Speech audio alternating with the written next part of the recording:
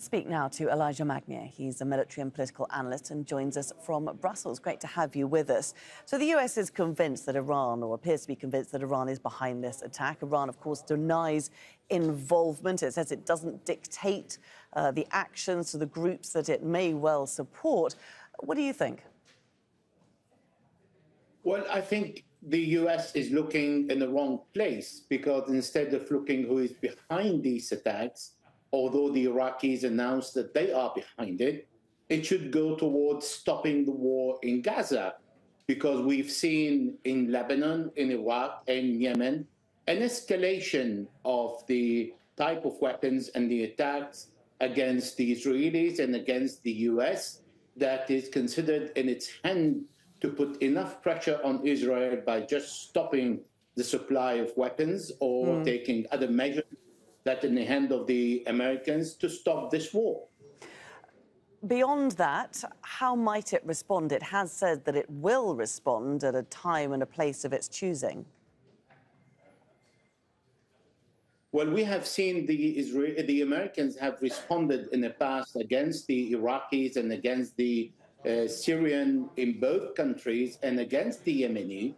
And all these responses caused further casualties, but never stopped the attack. On the contrary, the attacks are increasing. There are new weapons introduced on all different fronts, and the attacks are targeting to kill this time and cause further casualties. But it seems the Americans are very happy to take further casualties on behalf of Israel.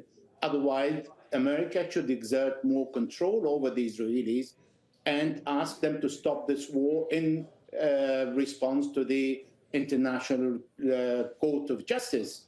And this is not happening.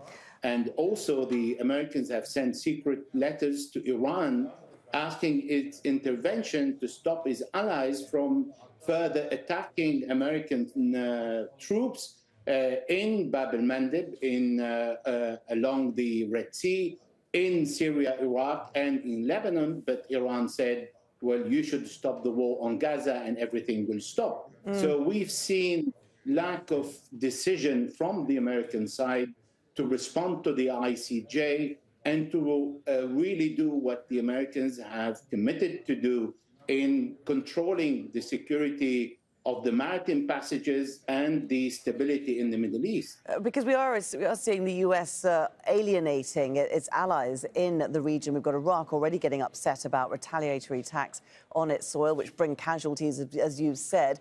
And it's already sparked talks with the US to withdraw, as our correspondent noted, 2,500 US troops from Iraqi soil. They are involved in fighting ISIL. Is it wise that they leave, that this could lead to that?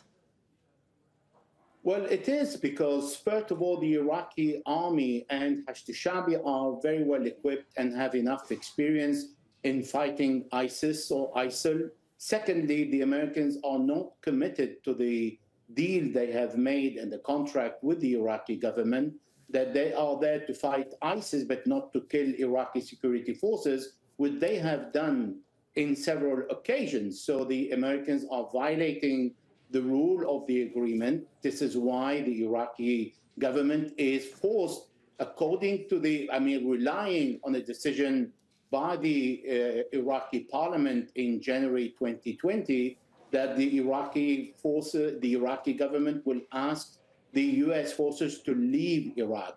And if the Americans are going to attack and kill more Iraqis, then this will give even more ammunition for the opposition in Iraq to really speed up the withdrawal of the US forces, which they don't want to do.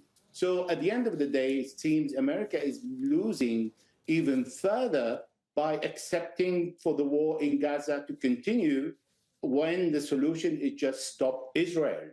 OK. Elijah Magnier, great to get your views. Thanks very much for joining us there from Brussels. Thank you.